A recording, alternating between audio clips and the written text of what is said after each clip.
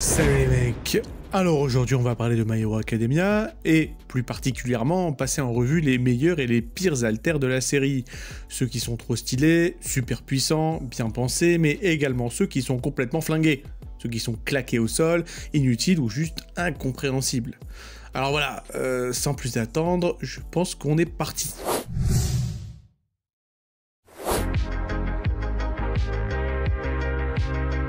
Alors, déjà, on va commencer tout tranquillement avec l'alter de Cementos, donc Cement. Donc forcément, là, il s'agit effectivement d'un professeur à UA et d'un héros professionnel que l'on nommé Cementos, qui possède le bien nommé alter Cement, qui lui permet donc de contrôler et de manipuler le ciment sous toutes ses formes. Et bien qu'il ne puisse pas lui-même créer du ciment à partir de rien, son contrôle sur de grandes quantités de ciment lui donne un avantage majeur en milieu urbain. Et vu que la plupart des combats de My Hero Academia se passent justement dans les villes, voilà. J'ai envie de dire, tout est dit. Et étant donné que Cementos peut submerger ses ennemis, les piéger dans du ciment épais et boueux, et même ériger des murs de ciment pour se défendre, on peut dire que son alter est clairement éclectique et utile en toutes circonstances. Donc forcément, cela fait de Cementos un héros très utile, et son alter Cement lui permet effectivement de réparer les bâtiments et même les infrastructures endommagées après une bataille. Donc voilà, le mec est super polyvalent, et forcément, ça lui permet de gagner une place dans ma liste. Voilà. Allez, on passe à un héros non moins imposant, en tout cas, à part sa taille, ça c'est certain. Là, on va parler de Fat Gum, qui a donc effectivement un alter d'absorption de graisse. Voilà, alors le Fat Absorption. Donc, c'est un héros, effectivement, basé à Osaka, et bon, qui ne paie pas de mine, de prime abord. Il a la tête un peu de l'ours, là, dans Persona 4, enfin bref, voilà. Il a pas l'air très redoutable, mais finalement si, puisque son alter lui permet d'envelopper les objets et même les attaques qui le touchent dans des couches de graisse, ce qui lui permet effectivement de les absorber complètement.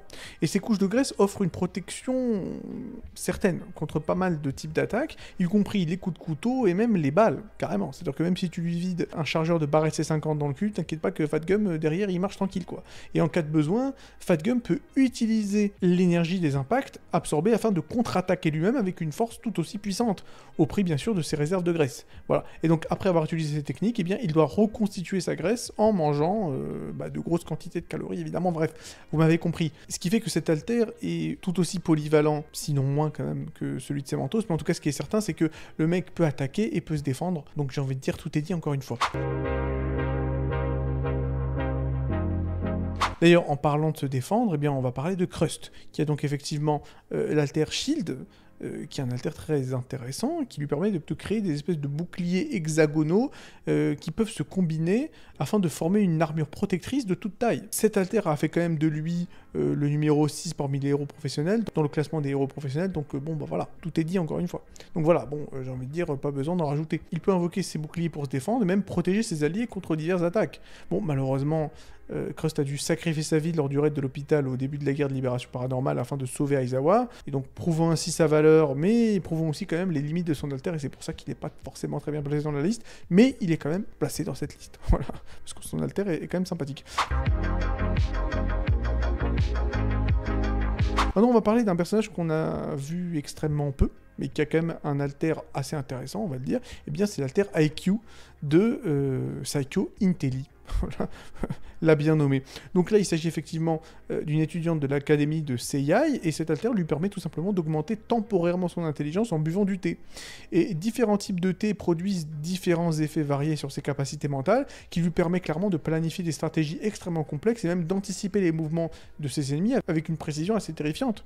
Comme vu lors de l'examen provisoire de licence de héros, parce qu'il me semble que d'ailleurs c'est l'une des seules fois où on la voit vraiment se battre. C'est assez con. Mais en tout cas, son alter en lui-même est vraiment très intéressant. Ça, c'est une évidence. D'ailleurs, en parlant d'alter, on va le dire, intéressant et surtout alambiqué et compliqué, on va forcément parler de Sir Night-Eye avec son alter de prévoyance Foresight. Alors, l'alter de Sir Night-Eye, l'ancien coéquipier d'All Might, lui permet effectivement de voir l'avenir d'une personne en la touchant et surtout en maintenant un contact visuel avec elle. Et cet alter est donc forcément extrêmement utile afin d'anticiper les mouvements de l'ennemi et de planifier des stratégies, on va le dire, efficaces. Et c'est clair que sans cet alter, l'arc overall ne se serait pas passé de cette manière-là. Ça, c'est sûr que c'est grâce à Sir Night-Eye que Midoriya, Mirio et toute l'équipe ont pu aller aussi loin, ça c'est une évidence. Et clairement, Foresight est un alter complètement pété. Le problème, c'est que les visions de l'avenir sont clairement limitées à la vue, n'incluent pas les sons, et cet alter ne peut être utilisé que de manière assez restreinte, à une seule personne toutes les 24 heures, bref. C'est quand même compliqué. Et au-delà de ça, les limites de son alter sont surtout un peu vagues. Voilà. Clairement, on est très très loin de Monsieur Togashi Forever, comme vous le savez, avec le personnage de Cyrenik qui a plus ou moins le même pouvoir que Sir Night Eye, c'est-à-dire que le naine, vu que là il s'agirait effectivement d'un personnage de Hunter x Hunter de Cyrenik, lui permet de voir l'avenir, mais bon, voilà, on va pas se mentir, Togashi Forever oblige, eh bien, le pouvoir de Cyrenik est beaucoup plus compréhensible et beaucoup plus tangible que le pouvoir de Sir Night Eye qui a l'air un peu vague et brumeux. D'ailleurs, je pense que c'est aussi pour cette raison que, petit spoil, Sir Night Eye finira par mourir à la fin de l'arc Overhaul, parce que je pense que Rikoshi a vite compris que l'alter de Night Eye était complètement ingérable en fait. Voilà, tout simplement. Bon allez, on continue avec Eijiro Kirishima, donc avec son alter Hardening. Voilà, durcissement, clairement, qui est donc un alter extrêmement simple qui lui permet effectivement de transformer son corps en un matériau presque incassable, voilà, augmentant sa résistance aux attaques et lui permettant de riposter avec force. Kirishima a démontré sa puissance à maintes reprises en utilisant cet alter dans des combats ultra intenses, notamment durant son entraînement avec Fat Gum, durant l'arc d'Overhaul et dans bien d'autres situations en réalité, et même à la toute fin du manga, attention petit spoil, mais Eijiro Kirishima est clairement dans le top 10 des meilleurs héros, donc j'ai envie de dire tout est dit encore une fois. Voilà. Bon, maintenant passons à un peu de cringe. Passons à l'un des membres du groupe des Wild White Pussycats. Bon voilà, effectivement, un groupe de super-héros assez gênant. Et là, on va parler de Ragdoll, dont l'alter original Search est vraiment très utile, parce que cet alter lui permet de localiser jusqu'à 100 personnes et de connaître même leurs points faibles, rendant cet alter précieux à la fois en combat, mais surtout en matière de soutien et de sauvetage. Son utilité est telle que One for All l'a carrément volé, l'utilisant pour traquer ses ennemis et même forcer des coups à se cacher pour éviter de mettre les autres en danger. Voilà, c'est vraiment un alter complètement pété, c'est Cerebro quoi, voilà, c'est Cerebro dans les X-Men quoi, clairement on va pas se mentir. Bon, maintenant on va passer à un alter qui est beaucoup plus simple et droit au but, mais qui n'en est pas moins redoutable. On va parler de Muscular, donc avec l'alter de muscle augmentation. Voilà, ça lui permet effectivement donc d'ajouter d'innombrables couches de muscles sur sa propre peau. Voilà, c'est donc un méchant babouin, un vilain, qui lui permet d'augmenter sa force à volonté. Cet alter lui confère donc une force et une endurance quasiment illimitée, en tout cas énorme, et ça rend Muscular extrêmement dangereux en combat. Sa capacité à régénérer rapidement ses muscles le rend clairement difficile à blesser et même à gérer, et sa puissance justifie clairement son enfermement dans la prison de haute sécurité Tartarus. Voilà, dans le Tartare, le mec, ils l'ont mis tout au fond, ils ont jeté la clé, et j'ai envie de dire, on peut comprendre. Avec un alter aussi pété. D'ailleurs, Deku ne parvient à battre Muscular que parce qu'il est le protagoniste, et puisqu'il y a voilà, la fameuse armure en scénario, qui a permis effectivement à Deku de gagner, mais sinon, Muscular lui serait rentré dedans, et c'est tout. Voilà. Il n'avait carrément aucune chance. D'ailleurs, en parlant de mecs qui ne laissent aucune chance à ses adversaires, on va parler de Inasa Yoarashi, notre ami, effectivement, le maître du vent. Voilà. D'ailleurs, il ressemble pas mal à Zahir. C'est assez marrant, hein, de The Legend of Korra. Comme quoi, Todoroki n'est peut-être pas le seul personnage à être clairement inspiré d'un personnage de l'univers d'Avatar, le dernier maître de l'air, hein, puisque Todoroki égale Zuko, ça c'est une évidence. Bref, en tout cas, je m'égare. Reparlons un peu de Yoarashi et de son alter, donc Whirlwind, qui lui permet tout simplement de contrôler le vent. Voilà. Cet alter est complètement archi-cheaté. Enfin, je veux dire, bon, voilà, mec, tu contrôles devant. À partir de ce moment-là, c'est réglé. Voilà, c'est bon. Rentrez tous chez vous, les mecs, il n'y a plus rien à voir, quoi. Garez-vous. Voilà, ça lui permet de balayer ses ennemis, de créer des tornades, de dévier des projectiles, de se propulser lui-même dans les airs, de voler. Bon, voilà, c'est quand même complexe. Après, cet alter reste quand même vulnérable aux grosses quantités de chaleur qui font que forcément, le vent soit se disperse, soit gagne de latitude ou un truc du style. Bref, puisque l'oxygène avec la chaleur monte. Voilà. Et ça affaiblisse le contrôle du vent de notre ami Yoarashi, mais ça reste un alter complètement cheaté. Je pense que là-dessus, on sera tous d'accord. Allez. On passe à la suite avec un personnage qui nous sort tout droit de JoJo's Bizarre Adventure, puisque là, il s'agira effectivement de Fumikage Tokoyami. Bon, alors, qui a donc un alter, Dark Shadow, qui est une espèce d'esprit sombre et puissant, lié à Tokoyami lui-même. C'est une espèce de stand, hein, c'est pour ça effectivement que je me suis permis de faire une petite référence à Jojo Bizarre Adventure. Donc voilà, cet alter permet tout simplement à l'ombre noire de Tokoyami d'attaquer de manière autonome et de protéger même Tokoyami lui-même, gagnant en puissance même dans des environnements faiblement éclairés. Cependant, Dark Shadow peut parfois devenir incontrôlable. C'est un peu chiant, on le voit effectivement durant l'arc de l'enlèvement de Bakugo, surtout dans l'obscurité totale. Ce qui fait que Tokoyami doit utiliser bien souvent des stratégies intelligentes pour contrôler un peu la puissance de Dark Shadow et de contourner les différents problèmes de cet alter. Mais ça reste quand même un alter complètement cheaté. Là-dessus, il n'y a pas de souci. D'ailleurs, il me semble que lors du tournoi du festival, il est arrivé 3ème, hein, le Tokoyami, je crois. 3ème ou 4ème, je sais plus. Bref, le gars est clairement cheaté.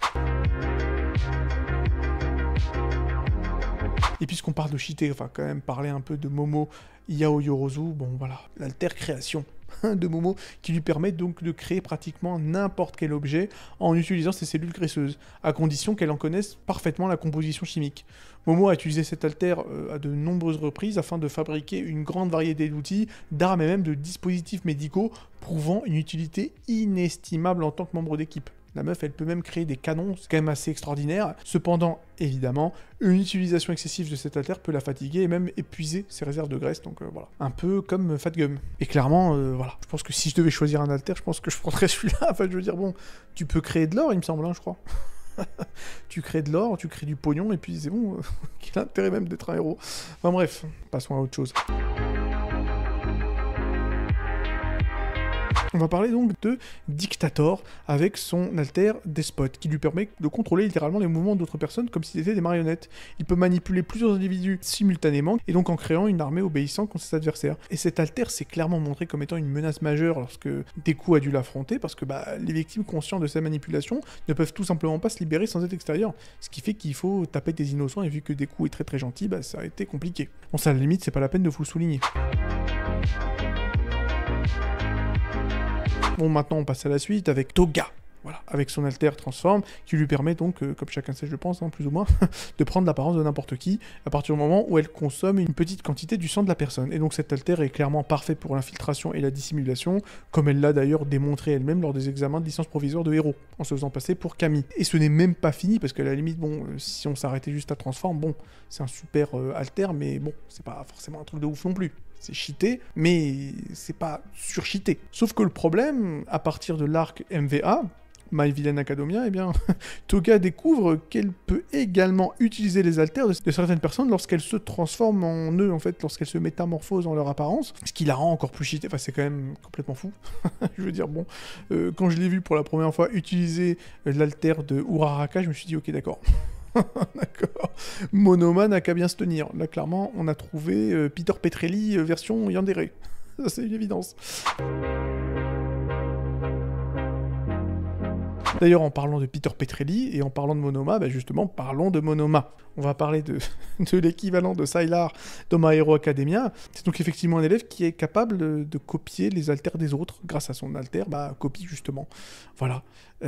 C'est quand même complètement dingue comme alter. Et même si effectivement il y a pas mal de limitations, comme le fait qu'il ne soit capable de copier l'alter en question que durant une durée limitée, et que bon voilà, c'est quand même un alter d'une polyvalence terrifiante. Ça peut être utilisé pour s'adapter à n'importe quelle situation en copiant les pouvoirs de ses alliés ou même de ses ennemis.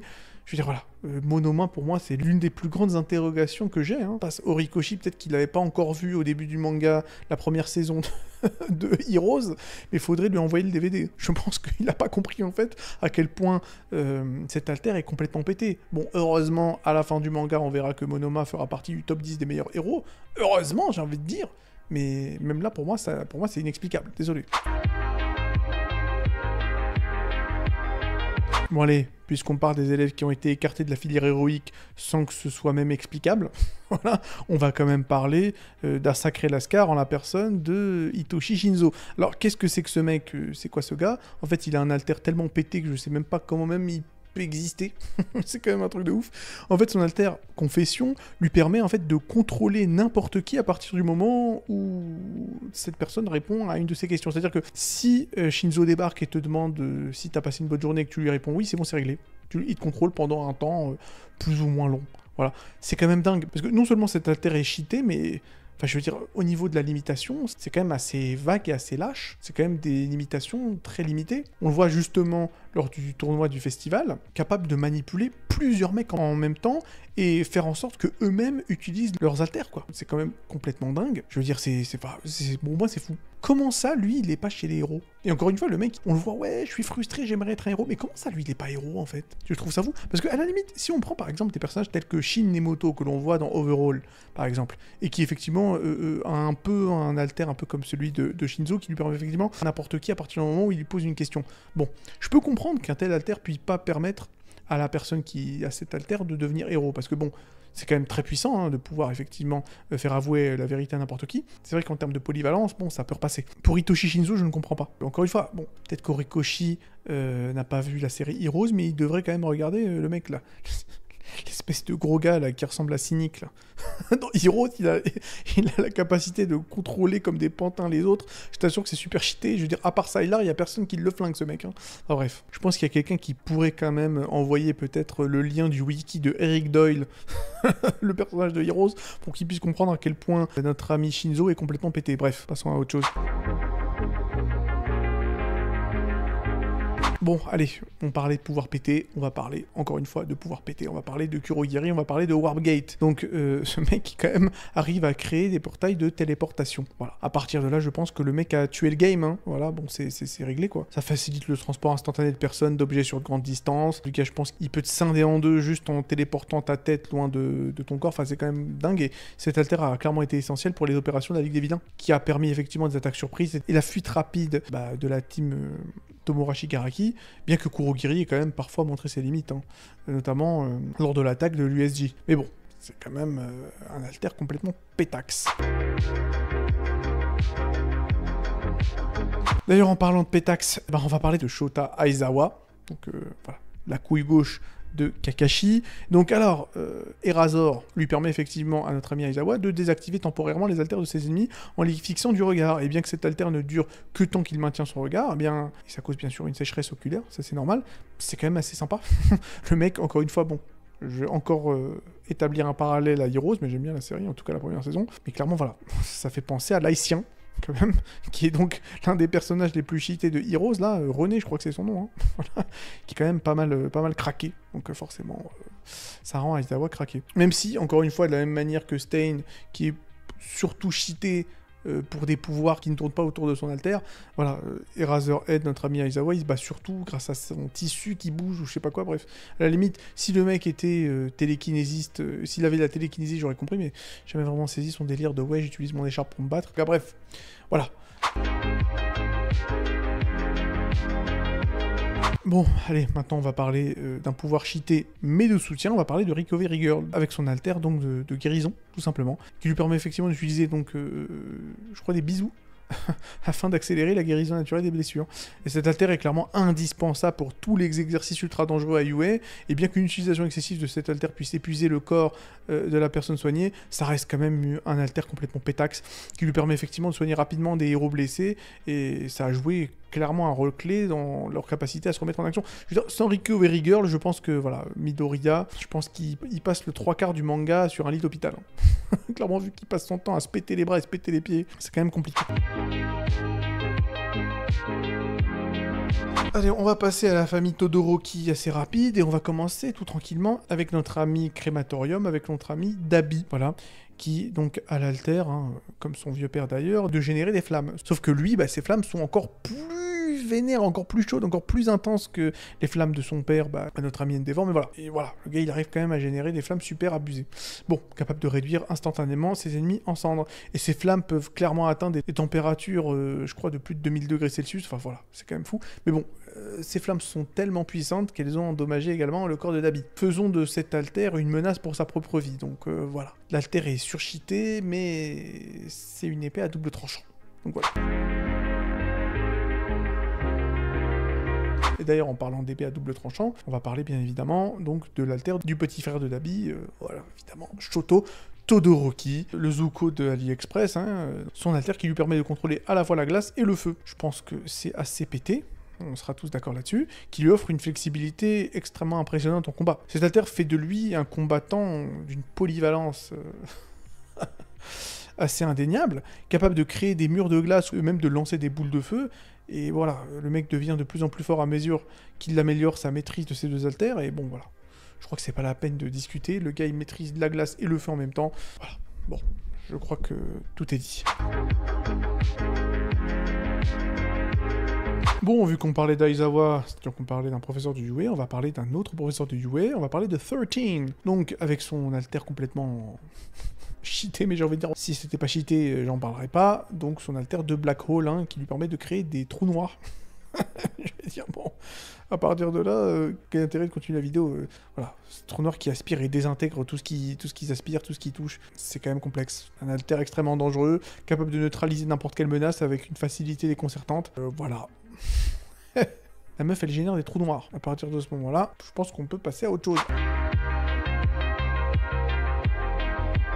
Allez, d'ailleurs, en parlant de désintégration, je pense qu'il s'agira quand même de parler du boss, en tout cas temporaire, de la Ligue des Vilains. Bien entendu, on va parler de Tomura Shigaraki, avec son alter de désintégration qui lui permet, comme son nom l'indique, de désintégrer tout ce qui touche, réduisant toute matière avec laquelle il rentre en contact avec ses 5 doigts en poussière. Voilà, et ce en un instant. C'est clairement l'un des alters les plus terrifiants de My Hero Academia, causant des destructions massives et semant la peur parmi ses ennemis.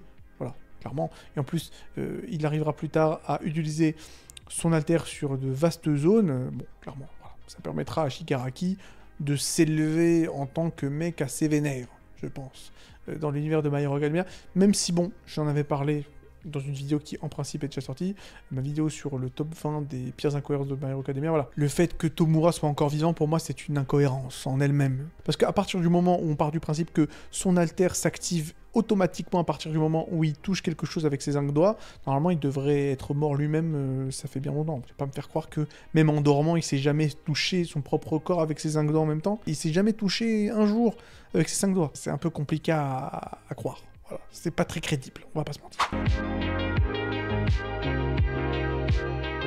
Bon allez, on passe avec un héros qu'on voit pas beaucoup mais qui est quand même assez impressionnant, on va parler de Headshot. Alors, son alter lui permet donc de transformer son corps en un espèce de fil mince et super tranchant, qui lui permet donc de trancher ses ennemis, même de se faufiler dans des espaces super étroits. Et cet alter est à la fois mortel et polyvalent, il permet d'attaquer et de s'enfuir, faisant de Headshot un atout précieux dans n'importe quelle situation, qu'il s'agisse de combat ou même d'espionnage. C'est quand même sympa, et on va pas trop tergiverser sur le personnage, de toutes les manières, c'est pas comme s'il était si important que ça, mais clairement, voilà, un alter utile, ça c'est une évidence. Et maintenant, on va passer avec monsieur le Vegeta de service, Katsuki Bakugo, avec son alter Explosion, qui lui permet, bon, comme chacun sait, c'est un des personnages les plus reconnaissables de la franchise My Hero Academia, donc bon, voilà, vous connaissez très bien le fait que Bakugo puisse quand même créer des explosions puissantes en secrétant et en allumant sa propre nitroglycérine présente dans sa sueur. Donc voilà, cet alter est incroyablement destructeur et peut être utilisé de plein de situations différentes. Il lui permet bien sûr d'attaquer, mais surtout d'esquiver et même de voler. Voilà. C'est-à-dire que le gars, il peut se maintenir dans les airs pendant un temps assez illimité. Voilà. Ça rend Bakugo vraiment imprévisible, redoutable au combat, malgré son tempérament, on va le dire, des plus explosifs. D'ailleurs, puisqu'on parlait de voler, on va parler bien évidemment de Hawks. Voilà, avec son alter Fierce Wings, je crois, El Féroce, enfin bref, ça lui donne tout simplement la capacité de voler à grande vitesse, mais à la limite, bon, s'il y avait que ça, c'est sympa, mais ce qui fait que Hawks est vraiment cheaté, c'est le fait qu'il soit capable de contrôler chacune de ses plumes de manière télépathique. Et donc Hawks utilise ses plumes pour le sauvetage, le combat et même en tant qu'arme, en fait. Il y a même un moment, il me semble, qu'il crée même une épée à partir de ses plumes. Enfin voilà, on peut assez facilement comprendre pourquoi Hawks est l'un des héros les plus populaires qui soit et les plus efficaces du Japon. Ça, c'est une évidence. Ça, c'est sûr. Voilà. Le mec, c'est la polyvalence incarnée. D'ailleurs, en parlant de polyvalent, on va parler de Tamaki Amajiki, donc effectivement le fameux acolyte de Mirio. Et évidemment, Mirio, on en parlera un peu plus tard d'ailleurs. Je pense que vous vous en doutez. Bref, en tout cas, on parle de Tamaki, avec son alter manifeste qui lui permet de transformer tous ses appendices, que ce soit ses bras, ses jambes, ce que tu veux, en ceux d'animaux qu'il a récemment consommés. C'est-à-dire que si le mec a mangé du poulpe, il pourrait effectivement générer des tentacules au bout de ses doigts. Et oui, il peut générer des ailes s'il mange du poulet, enfin je sais pas, ou même des coquilles protectrices s'il mange des crustacés. Voilà, cet alter offre clairement une très grande polyvalence en combat, bien que Tamaki lutte parfois contre un certain manque de confiance en lui-même. Voilà, mais si on met ça de côté, c'est un alter qui fait le café, on va pas se mentir. D'ailleurs, on va parler maintenant d'un alter qui fait littéralement le café. Ça, c'est une évidence, puisque là, on va parler donc de Double, de notre ami Twice, qui est clairement l'un des personnages les mieux écrits de l'univers de My Hero Academia, on va pas se mentir. Alors Twice, ce qui est marrant, c'est que c'est un personnage que j'avais placé dans ma liste des alters les plus flingués, les plus pétés de l'univers de My Hero Academia. Donc c'est là où on se demande, WTF, qu'est-ce que j'ai fumé? En fait, le problème de Double, c'est qu'il est complètement pété, mais en même temps, il y a d'énormes limitations, d'énormes problèmes qui sont accolés à cet alter. Bon déjà, on va commencer par le commencement. Double permet donc de créer des copies de lui-même et des autres à Twice. Déjà, à partir de là, c'est complètement pété. Pour peu, bien sûr, qu'ils connaissent leurs mesures exactes. Il faut absolument qu'ils puissent connaître les mensurations des personnes qu'il veut copier de façon parfaite. Mais à partir du moment où c'est fait, Double peut se créer une petite armée en un instant. Et a été considéré même comme une menace suffisamment grande pour justifier des mesures extrêmes de la part des héros pour neutraliser Twice, en fait. À chaque fois que Twice débarque, tout le monde se chie dessus. Bon, et on se demande, bon, le mec est complètement pété, d'autant plus que non seulement il peut générer des clones de lui-même et des autres, mais les clones eux-mêmes sont capables d'utiliser les alters. Donc à partir de ce moment-là, le mec est complètement inarrêtable. Le souci de Twice, c'est que bien souvent, les clones en fait sont assez autonomes et peuvent se rebeller contre le mec qui les a créés, comme Twice justement. Et d'ailleurs, le problème de Twice, c'est on le voit en général quand il lève son masque, il a une cicatrice sur le front parce que c'est l'un de ses doubles qui essaie de l'attaquer, se considérant lui-même comme étant le vrai Twice en fait. C'est assez chiant. Donc voilà, c'est pour ça que son alter est complètement pété, mais en même temps a quand même pas mal de limitations. Donc voilà, c'est pour ça que je me suis permis de le mettre dans les deux listes, dans la liste des meilleurs alters et dans la liste des pires alters. Voilà. Vous me pardonnerez cette petite pirouette. Voilà. Bon, alors, malheureusement, là, depuis tout à l'heure, à chaque fois, j'essaie de faire en sorte que les alters dont je parle sont liés les uns aux autres, mais là, malheureusement, l'alter dont on va parler maintenant n'a pas vraiment quelque chose à voir avec l'alter de Twice. Là, il sera question, effectivement, de Kai Shizaki, avec son alter, le fameux Overall. Hein. Voilà, un alter très important, puisque il y a quand même un arc dans My Hero Academia qui porte ce nom, justement. Voilà. Alors, Overall permet à Kai Shizaki de désintégrer et de reconstruire la matière qu'il touche à volonté. C'est quand même pas mal. Y compris les êtres vivants. C'est-à-dire que le mec peut te tuer et te ressusciter. C'est quand même fou. Je crois que c'est pas la peine, effectivement, d'ajouter le superlatif. C'est terrifiant. C'est incroyable. C'est capacité de guérir, de blesser, de modifier les objets, des personnes à sa guise. Il peut même se modifier lui-même, se rajouter des bras, se rajouter des ailes. Enfin, c'est quand même une capacité, on va le dire, à remodeler la réalité selon son bon vouloir. Et ça en fait clairement l'un des alters les plus dangereux de l'univers de My Hero Academia. Pas la peine d'en dire plus. Voilà. Comme dirait l'autre, je peux pas dire plus. D'ailleurs, vu qu'on parlait de l'arc Overall, et là, on revient effectivement aux alters qui ont des liens les uns aux autres, et bien là, on va parler de l'alter Rewind de Eri, effectivement. Donc la jeune fille cornue qui était maintenue en otage par notre ami Overall lui-même. Alors, Eri permet de remonter le temps, en fait, à la matière qu'il touche. Voilà. Pour guérir ou même effacer l'existence d'une personne. Voilà. C'est d'un cheatage assez innommable. Cet alter est donc extrêmement puissant, mais difficile à contrôler, et a été exploité, comme je l'ai déjà dit, par Overall, afin de créer des balles qui annulent les alters, et qui rend d'ailleurs l'histoire d'Eri l'une des plus tragiques de la série. Voilà. Bon, en parlant de tragédie, on va parler d'Endeavor, voilà, qui est pour moi le personnage le plus écrit de My Hero Academia. Vous êtes tout à fait en droit de ne pas être d'accord avec moi, clairement. Il n'y a pas d'hésitation, Endeavor est très bien écrit, j'aime beaucoup ce personnage, c'est mon perso préféré, voilà, tout simplement de My Hero Academia. Et donc, Endeavor a la capacité tout simplement de générer, de contrôler des flammes intenses, voilà, et ça le rend capable donc de causer des dégâts massifs, mais ça peut effectivement être assez polyvalent, ça lui permet donc de voler, il arrive à maîtriser son feu, de sorte à que ça devienne des espèces de petits lasers, il peut contrôler ça pour en faire des fouets, enfin voilà, il peut trancher la matière, bref, voilà. Endeavor était effectivement à l'époque d'All Might le numéro 2, et dès qu'All Might a pris sa retraite, c'est devenu directement le numéro 1, voilà. Il fait partie quand même des héros les plus redoutables qui soient. Voilà quoi. Endeavor, c'est un mec quand même pas mal.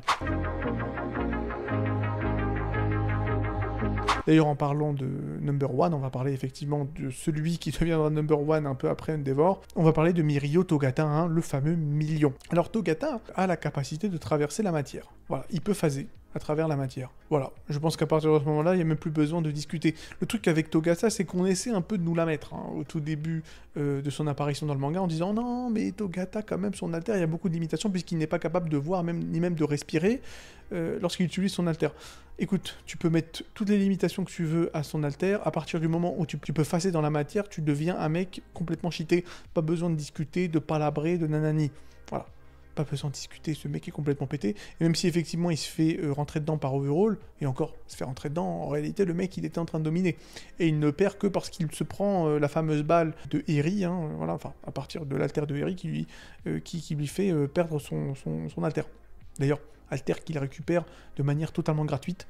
J'ai trouvé ça vraiment merdique. Bref, en tout cas, quoi qu'il en soit, Togata est totalement surdosé. Et d'ailleurs, c'est pas un hasard, puisque il deviendra le héros numéro 1 après le time skip, durant l'épilogue. D'ailleurs, en parlant de surdose, il faudrait quand même parler de New Order, donc de l'héroïne numéro 1 des Stace, hein, donc Star and Stripe, qui lui permet en fait de modifier la réalité. C'est quand même sympathique, on va pas se mentir. Donc ça lui permet de créer des nouvelles règles, même de les appliquer aux personnes ou aux objets qu'elle touche. Voilà. Donc clairement, notre amie l'américaine est quasiment omnipotente. C'est quand même fou. Après, elle est quand même limitée par le nombre de règles qu'elle peut imposer à la fois, mais bon, on parle d'un alter qui a un potentiel quasiment infini. Ça fait de Star and Stripe l'une des héroïnes les plus puissantes qui soit, bien que son alter ait été vraiment clairement sous-utilisé dans la série. C'est-à-dire qu'en fait, Horikoshi, je pense qu'il a foutu cette pauvre Star and Stripe pour histoire de dire non, mais en fait, c'est pour ça que tous les héros des autres pays ne viennent pas pour casser la bouche de All for One. Voilà, je pense que c'est juste pour ça, alors qu'elle a un alter d'une puissance, mais pharaonique, je ne comprends même pas. Bref, voilà. En fait, elle me fait un peu penser à Nov dans Hunter x Hunter, c'est-à-dire que c'est un personnage qui a un pouvoir d'une puissance assez terrifiante, mais qui pourtant est très mal utilisée et est montrée comme étant pas très utile. Donc voilà, je trouve ça un peu frustrant, mais bon. Et donc forcément, numéro 2, on va parler donc de l'alter d'All Might, on va parler de l'alter de Deku, on va parler donc de One for All, qui est un alter qui combine une force immense avec la capacité de transmettre ce pouvoir à quelqu'un d'autre, voilà. Et cet alter a créé une véritable lignée de héros, avec All Might et Deku étant les utilisateurs les plus notables de cet alter. On va pas forcément tergiverser avec cet alter, voilà, c'est super force, super vitesse, avec, on va dire, pas mal d'autres alters qui commencent à montrer le bout de leur museau lors du 3e acte, à un moment où Horikoshi avait clairement plus le temps pour écrire son manga. Bref, enfin voilà, clairement pas besoin de discuter, je suis fatigué, cette alter est surpétée. Bon, allez, et on termine avec All for One, voilà, l'alter qui permet au méchant principal de cette série de prendre n'importe quel alter qu'il souhaite. Cet alter est l'opposé de One for All, forcément, et permet à All for One de devenir de plus en plus puissant, tout au long de la série, tout au long du manga, tout au long de l'anime, en accumulant des alters au fil du temps. Voilà, et cette capacité à transférer des alters entre utilisateurs assure sa domination et sa menace constante dans l'univers de My Hero Academia.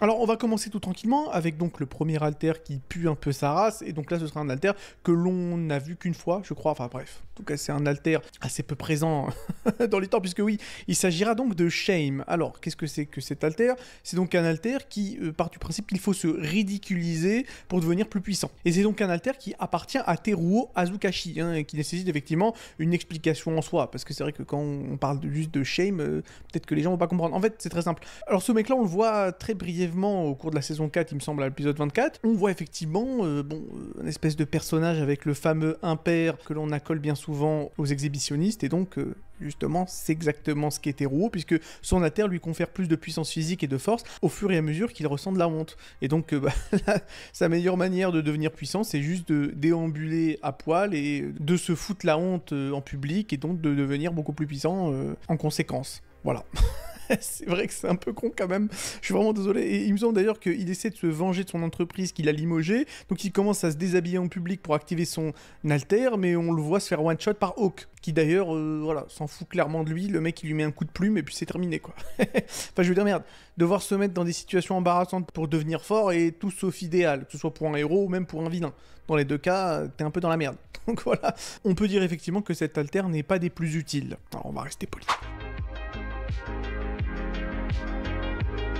On va continuer maintenant avec le second alter de la liste, et là il s'agira d'un alter qu'on connaît bien, d'ailleurs j'en ai parlé dans une de mes vidéos, il me semble que j'en avais parlé dans ma vidéo top 20 des pires incohérences de My Hero Academia, et donc là il s'agira de Toru Hagakure, donc effectivement une jeune fille de la seconde A, dont l'alter, eh bien, n'est ni plus ni moins que Invisibility, qui lui, effectivement, permet de devenir invisible, voilà, comme son nom l'indique.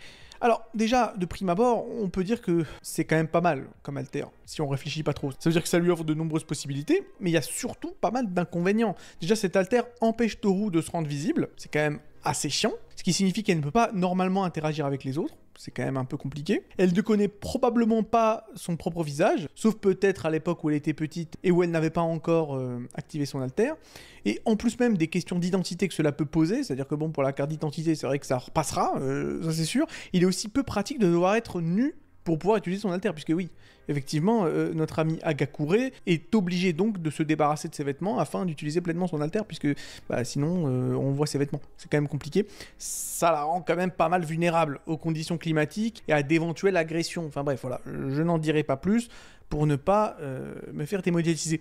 C'est d'autant plus con que, paraît-il, voilà, selon les bruits qui courent, Horikoshi, donc le mangaka de My Hero Academia, aurait avoué qu'il a fait de Hagakure une jeune fille parce que, apparemment, d'après lui, c'est beaucoup plus sympa, effectivement, de se dire qu'il y a une fille nue plutôt qu'un garçon nu.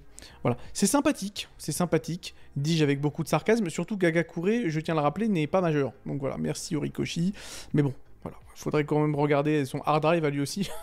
Déjà qu'on s'était posé des questions sur le hard drive de Watsuki et du mangaka de Seven Deadly Sins, je pense qu'Horikoshi, il est dans la liste lui aussi. Enfin bref, voilà. Tout ça pour dire que l'alter d'Hagakure, bon voilà, c'est pas des plus utiles, ça c'est certain. Et même si par la suite Hagakure apprendra à maîtriser son pouvoir de sorte à réfracter la lumière afin d'aveugler ses ennemis, voilà, ça reste quand même relativement limité comme utilisation et cela ne justifie clairement pas les défis quotidiens que pose cet alter, ça c'est une évidence. Bon allez, la suite, et maintenant on va parler de l'un des personnages les plus flamboyants de la seconde A. Bien évidemment, là il s'agira de Yuga Aoyama. Voilà, effectivement, extrêmement énergique comme garçon, ça c'est certain. Et dont l'alter, c'est-à-dire Naval Laser, donc le laser de nombril, lui permet forcément, comme son nom l'indique, de tirer des lasers depuis son nombril. Alors ça semble effectivement être quelque chose d'assez amusant, hein. Le mec, c'est l'équivalent nombril de Scott Summers de Cyclops, donc bon, à la limite, pourquoi pas. Le problème, c'est au niveau du contrôle de cet alter, parce que non seulement cet alter est compliqué à maîtriser, puisqu'il nécessite une ceinture spéciale afin que Aoyama puisse diriger un peu les tirs, mais en plus, il lui cause de graves douleurs abdominales et endommage ses organes internes s'il est mal utilisé. Et Aoyama risque carrément sa vie à juste utiliser son laser. C'est quand même complexe, et donc avoir un alter aussi instable et potentiellement mortel à utiliser n'est clairement pas l'idée que l'on se fait d'un super pouvoir idéal. Et à la limite, même si la létalité de ce pouvoir n'est pas souvent mise sur le tapis, ce qui est certain, c'est qu'à chaque fois on voit Aoyama en train de se tenir le bide en mode attention, faut que j'aille aux toilettes. Donc je veux dire, c'est quand même assez chiant, et voilà, en termes de classe, je pense que encore une fois ça repassera. Allez, on passe à la suite avec un alter que l'on a vu assez peu, il me semble, hein, puisque le personnage qui l'utilise l'a assez peu et n'est apparu qu'une seule fois. Là, il s'agirait effectivement de l'alter gaz soporifique utilisé par Mustard. Effectivement, qui aurait pu être un alter incroyablement puissant s'il l'avait rendu son utilisateur immunisé contre ses propres effets. Et malheureusement, ce n'est pas le cas. Mustard, donc l'espèce de petit Elgast, là, l'espèce de petit Tsunabozu, ceux qui aiment bien le manga Tsunabozu, se voit obligé de porter un masque à gaz pour éviter d'être lui-même affecté par son propre gaz soporifique. Et si il s'avère que son masque est enlevé ou même endommagé, le pauvre mec se voit aussi vulnérable que ses ennemis à son propre alter. De plus, n'importe qui possédant un alter capable de filtrer les toxines pourrait facilement neutraliser ses attaques, rendant cet alter beaucoup moins efficace qu'il n'y paraît de prime abord. Voilà. Bon allez, la suite. On va parler maintenant de Spinner, hein, membre émérite de la Ligue des Vilains s'il en est, avec son alter Gecko. Alors, qu'est-ce que c'est que cet alter ? Ça lui donne une apparence de lézard. Voilà, tout simplement. Et la capacité bon, plus ou moins utile, de s'accrocher au mur. Cependant, en dehors de cela, ses capacités sont très limitées. En fait, c'est assez vague. Et bien que l'apparence reptilienne de Spinner lui donne un côté un peu intimidant, ça ne lui permet pas de disposer pour autant d'autres compétences associées au lézard, comme par exemple la régénération rapide à la Piccolo, ou même des capacités de camouflage. Et c'est peut-être pourquoi Spinner doit souvent s'appuyer sur des méga épées en mode guts de Berserk, afin d'être efficace en tant que vilain. Et quand bien même, en ce qui concerne son efficacité, il y a clairement de quoi discuter. Ça c'est certain. Ensuite, on va parler effectivement de l'infameux, même si je puis me permettre, Minoru Mineta et de son alter Pop-Off. Alors qu'est-ce que c'est? Eh bien, déjà, c'est clairement l'un des alters les moins impressionnants de l'univers de My Hero Academia. Cet alter, en fait, lui permet tout simplement de créer et d'utiliser des boules collantes qui proviennent de sa tête, et qui donc peuvent coller à n'importe quelle surface et être utilisées pour grimper au mur ou même piéger ses ennemis. Cependant, cet alter ne permet pas vraiment d'attaque offensive directe, et en plus, si Mineta s'arrache trop de boules de la tête, eh bien, il commence à saigner. Donc on va le dire, cet alter est loin d'être aussi cool ou même aussi puissant que la plupart de ses camarades de la seconda. Et même, la vérité, c'est que je me pose des questions. Comment ça se fait que Minoru Mineta a pu être sélectionné pour faire partie de la filière héroïque? Je ne comprends pas. Quand tu vois des mecs qui, on va le dire, sont l'équivalent de Sylar dans l'univers de My Hero Academia, je pense bien évidemment à Neito Monoma, et lui, voilà, lui n'a pas été sélectionné pour la seconde héroïque. C'est là que tu te dis, mais WTF, quoi. Qu'est-ce qui se passe? Comment ça se fait que un mec aussi incompétent que Mineta soit sélectionné et pas Monoma? C'est quand même fou. Et en plus, il n'y a rien qui le justifie, puisque à la toute fin de My Hero Academia, attention spoil, pour ceux qui veulent pas être spoilés, voilà, passez à la minute suivante, Monoma fait clairement partie du top 10 du classement des super-héros. Donc, tu dis WTF. Et bien, à la limite, c'est même pas le seul. Hein. Il y a des mecs comme Tetsu. Le mec, attends, c'est Colossus. Son pouvoir, c'est de transformer son corps en métal, quoi. C'est quand même complexe. Bref, Minoru Mineta, clairement, c'est un des personnages les moins compréhensibles et les moins cohérents de l'histoire de My Hero Academia, ça c'est clair. D'ailleurs, en parlant d'un autre type dans la seconde A, qui est effectivement un alter pas des plus utiles, et bien là maintenant on va effectivement parler de Sugarosh, donc l'alter de Rikido Sato. Voilà, avec une sacrée tête de trou de balle, ça c'est sûr. Et donc son alter lui confère une super force lorsqu'il consomme du sucre. Voilà. Et bien que cela puisse sembler plutôt sympathique quand même, assez délicieux, et en plus ça te permet effectivement de faire pas mal de cheat meals sans pour autant prendre des kilos en trop, il y a quand même pas mal d'inconvénients, on va le dire, à cet alter. Déjà, pour chaque 10 grammes de sucre consommé, il gagne 3 minutes de force accrue. Cela affecte également sa capacité mentale et sa lucidité. De plus, l'impact à long terme de consommer autant de sucre est plus ou moins inconnu, mais en ce qui me concerne, je pense que ça pourrait potentiellement entraîner des problèmes de santé, tels que, on va le dire, pas mal de maladies cardiaques. Bon, voilà, je le dis, cet alter pourrait clairement être une bombe à retardement pour notre ami Satou. Ça, c'est une évidence. Ensuite, on va s'éloigner un peu de la seconde A pour parler, il me semble, d'un premier, je sais plus, d'un premier ou d'un second, bref, en tout cas, d'une école qui n'est pas celle de Liyue. On va parler de Nagamasa Mora. Effectivement, un type assez chevelu, avec une belle tignasse flamboyante, et dont l'alter, effectivement, est justement lié avec sa belle touffe. C'est donc l'Extend OR qui lui permet effectivement de faire pousser ses cheveux et même de les contrôler à volonté. Et bien que ça puisse paraître assez puissant, c'est aussi extrêmement difficile à gérer. Je veux dire, Mora est entièrement couvert de cheveux. Le mec, on dirait Rocket Gravillon, là, dans les fous du volant. Je veux dire, qu'est-ce que c'est que cette dégaine complètement improbable? Voilà, quoi, je sais pas. Pas tout à fait saisi. Et clairement, le fait d'être entièrement couvert de poils et de cheveux, ça limite sa vision, j'imagine, et complique son entretien quotidien. Je veux dire, avec un alter nécessitant un tel niveau de maintenance personnelle, ça peut rapidement devenir un fardeau, et je pense que c'est clairement le cas. Puis bon, voilà, un coup d'allumette, et je pense que c'est réglé déjà. En ce qui concerne ce pauvre Mora, je pense que ça c'est une évidence. Bon allez, on passe à la suite avec Comic, donc l'alter de Manga Fukidashi. Voilà, qui lui permet effectivement de matérialiser des onomatopées dans l'air. Voilà, un pouvoir assez particulier, ce qui, bon, peut être effectivement efficace au combat, cependant, l'énorme inconvénient de cet alter est qu'il donne à Manga une tête en forme de bulle de texte. Et cela soulève des questions pratiques quant à l'utilisation de cet alter. Déjà, comment est-ce qu'il mange et comment est-ce qu'il voit correctement avec une tête dans cette forme-là. Et même si cet alter peut sembler utile un peu de loin, les limitations qu'il impose sur l'apparence et les fonctions quotidiennes de notre utilisateur préféré, c'est-à-dire Manga Fukidashi, ça le rend plus problématique qu'utile au final. Donc ouais, je sais pas. Ensuite, on va parler un peu de Kojiro Bundo et de son alter, Semendin, qui lui permet de faire jaillir une substance collante depuis son visage afin de piéger les ennemis. Et bien que ce soit pratique pour immobiliser ses adversaires, ça peut sembler un peu désagréable pour l'utilisateur. Avoir constamment une substance qui ressemble de la colle qui sort de ton visage et qui suinte un peu tout le temps ne doit clairement pas être une sensation agréable. Même si son corps semble adapté pour gérer cela, ça reste un pouvoir assez peu enviable. Enfin, je sais pas, j'ai l'impression qu'en fait que tout son corps est recouvert de cette substance collante, gluante, dégueulasse. Enfin, je sais pas, j'imagine pas la sensation de malaise constant quand tu te retrouves affublé d'un tel alter. Hein. Franchement, moi j'en veux pas. Mais à la limite, bon, cet alter peut effectivement se montrer utile. Par contre, le prochain alter dont on va parler, je vois pas trop l'utilité.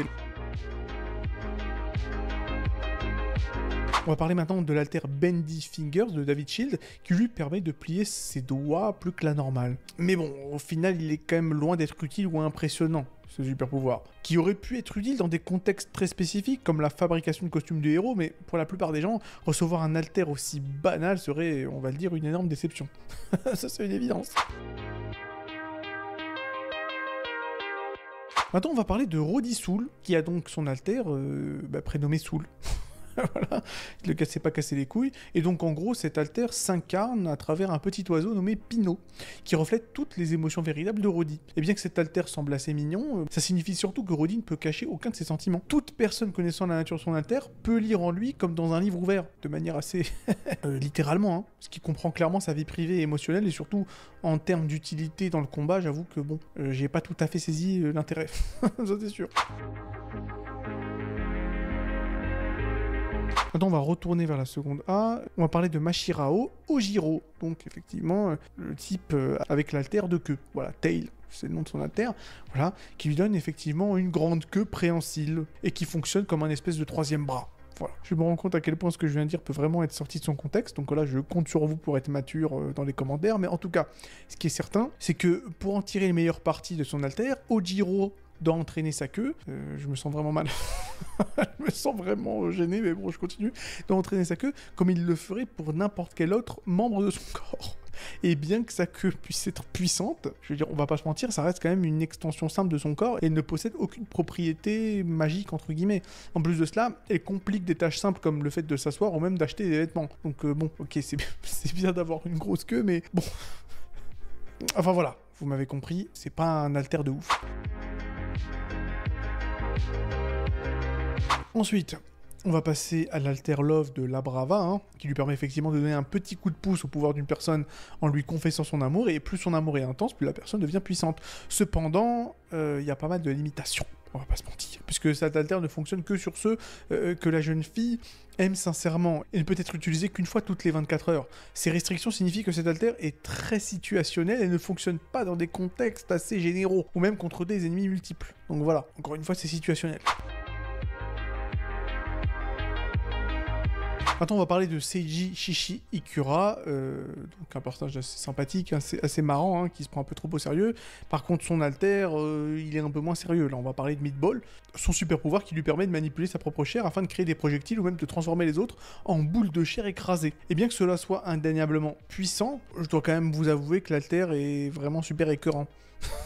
Là, clairement, je veux dire, cet alter n'est dans cette liste que parce qu'il est dégueulasse. Hein, parce qu'en termes d'utilité et en termes d'efficacité, il n'y a pas besoin de discuter. Meatball est super efficace, super efficient.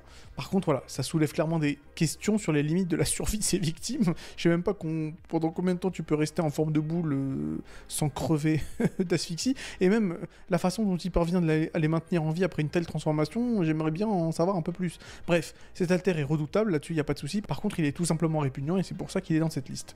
On va pas se mentir. Bon allez, la suite, on va parler maintenant d'un autre alter qui est clairement tout aussi efficient que Meatball, mais par contre qui est beaucoup plus risqué pour son utilisateur. Là il s'agira effectivement du très bien nommé Romero Fujimi, voilà, et là clairement c'est une référence à... réalisateur des films de zombies, à Romero bien entendu, puisque son alter, c'est justement un virus zombie, qui lui permet de créer un gaz qui transforme tous les gens qui l'inhalent en zombies facilement contrôlables, un peu comme dans un film d'horreur de Romero, justement, voilà. Je pense qu'Horikoshi s'est pas trop cassé la tête pour trouver le nom de ce personnage. Ce qui est certain, c'est que bien que cela puisse sembler assez parfait pour un méchant, eh bien, pour un vilain, cet alter reste quand même difficile à contrôler, et même dangereux pour son propre utilisateur, qui n'est encore une fois de la même manière que notre ami Mustard avec son alter Slipgas, il n'est pas immunisé contre son propre virus, et donc forcément, encore une fois, voilà, pour les mêmes raisons que pour Mustard, l'utilisation de cet alter comporte trop de risques pour être viable. Voilà, tout simplement. Allez, maintenant on va parler d'un des personnages les mieux écrits de My Hero Academia. Bien évidemment, là il s'agira de Twice. Alors, son alter est complètement pété. Sur ça, il n'y a pas de problème, et donc là on se demande qu'est-ce qu'il fout là. Voilà. D'ailleurs, j'ai pas encore enregistré ma vidéo sur les meilleurs alters. D'ailleurs, je sais même pas si j'ai fini la liste. Et il est possible que l'alter double de Twice y soit dans les meilleurs. Donc, on va dire que c'est une épée clairement à double tranchant. Mais je voulais quand même en parler parce que le souci de cet alter, donc Double, qui lui permet effectivement à notre ami Twice de créer des clones de lui-même et des autres, avec les alters qui vont avec. Donc, c'est quand même incroyablement utile pour combattre, voler ou même échapper aux autorités. Mais là où ça fait un peu chier, c'est que les clones partagent la même personnalité et les mêmes souvenirs que la personne de base. C'est-à-dire que quand Twice se démultiplie, eh bien, c'est plein de petits Twice qui effectivement pop, et ce sont des Twice qui ont la même personnalité que lui, qui n'ont pas forcément envie d'obéir à une autorité. Ça, c'est certain. Et ça peut clairement conduire à des conflits internes ultra-violents. Et c'est clairement ce qui s'est passé, puisque Twice s'est pris un coup de chlasse sur son front, avec ses clones qui ont essayé de le tuer, afin de savoir qui était le vrai Twice. Et donc forcément, ça l'a rendu un peu dingue, et ça l'a fait développer pas mal de doutes profonds sur sa propre identité, rendant l'utilisation de cet alter psychologiquement assez destructeur. Donc voilà, encore une fois je le répète, Double ça fait partie des meilleurs alters de l'histoire de My Hero Academia, c'est sûr, mais voilà, il y a quand même de gros risques à l'utilisation de cet alter, et c'est pour ça qu'il est dans cette liste, voilà, tout simplement. Ensuite, maintenant, on va parler de Stain. Alors, Stain, j'en ai beaucoup parlé dans mes autres vidéos sur My Hero Academia, sur le fait que son alter, ce soit pas un truc de ouf. Voilà, parce que clairement, je veux dire, à chaque fois qu'on voit Stain et on le voit en train de défoncer tout le monde, il défonce pas tout le monde grâce à son alter, donc Blood Curdle, qui lui permet effectivement de paralyser ses ennemis lorsqu'il ingère leur sang. Non, il est surpuissant parce que le gars, on dirait qu'il a d'autres alters, quoi. Je sais pas, un alter de déplacement. Le mec, il arrive à sauter de ville en ville comme un méga lapin, comme Mirko en fait. Donc c'est un peu bizarre. Le gars, il a la puissance de Superman, tu comprends même pas d'où il sort ce gars. Bref, mais on va même pas parler de ça. En fait, moi, ce que je critique en plus de tout ça vis-à-vis de l'alter de Stain, c'est que même l'alter en lui-même, il est quand même complexe. Et ça expose l'utilisateur, c'est-à-dire Stain, à pas mal de risques. Notamment le fait de contracter des maladies transmises par le sang, comme l'hépatite A ou même le VIH. Je veux dire, les dangers de cet alter dépassent de loin et de même de très loin ses avantages. Surtout lorsqu'on commence à considérer les implications sanitaires. Voilà, donc clairement, moi, Stain, non merci. Désolé. Et on va finir avec l'alter donc de Mei Hatsume, l'espèce d'inventrice un peu décalée, donc avec son alter Zoom, qui lui permet effectivement de voir jusqu'à 5 km de distance. Et bien que cela puisse être pratique pour ses inventions, désolé, mais cet alter n'a rien de vraiment excitant, même de véritablement utile pour un héros ou même pour un vilain. Il est en grande partie éclipsé par les capacités naturelles de déduction et de créativité de Mei, parce qu'à la limite, cet alter ne lui sert même pas vraiment à créer des costumes et des gadgets en fait. C'est ça en fait le truc. C'est-à-dire que si son alter lui permettait de construire des trucs, je sais pas, une alter de créativité ou un alter, je sais pas, de technomancie qui lui permet effectivement de manipuler la technologie, je sais pas quoi, j'aurais dit ok. Le problème c'est que son alter Zoom peut être pratique dans ses inventions, à la limite, bon, elle voit les choses avec, avec plus de précision, c'est sympa, mais je pense pas que ça l'aide tant que ça, tu vois. Donc c'est pour ça que pour moi, en ce qui me concerne, son alter, non seulement est pas forcément incroyable, mais en plus ne l'aide pas dans la vie de tous les jours et dans son métier et dans ce qu'elle fait en tant qu'héroïne. Donc voilà, pour moi, désolé, c'est dans la liste. Alors voilà, la vidéo est terminée en espérant qu'elle vous ait plu. N'oubliez pas de vous abonner pour encourager la chaîne. Et si vous voulez, effectivement, voilà, d'aventure, me soutenir davantage, jetez un œil à nos t-shirts et mugs disponibles dans la boutique. Vous pouvez aussi, effectivement, faire un petit don via PayPal afin de soutenir financièrement la chaîne, car elle en a grand besoin. Voilà, petit coup de Patreon, petit coup de PDF si vous voulez, effectivement, vous jeter dans l'aventure YouTube. Bref, quoi qu'il en soit, prenez soin de vous et à la prochaine.